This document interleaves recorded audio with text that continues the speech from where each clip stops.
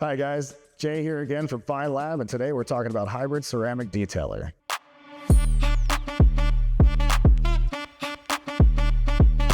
This is my favorite new product from Feynlab, and whether you're a DIY level consumer or a pro, it's the easiest way to clean the surface, leaving it hydrophobic, extra slick, and glossy to the finish. I'm going to show you how to use it now. Like most of our products, you want to begin by shaking it well to make sure you get the proper mixture of everything that's in there. You don't want anything settling to the bottom and not being utilized. With this product, a little goes a long way. You don't need to apply it directly to the surface, and you only need a couple of light mists across the surface of the towel to do roughly half a hood or about an equal size panel. That's all you need.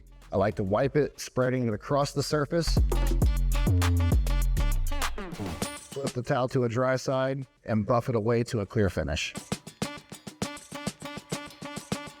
Doesn't seem like much, but that's all it takes to leave a nice thin coating that's going to last upwards of 20 wash cycles. For more installation tips and tricks, please follow along as we will be releasing more videos to come. Thank you.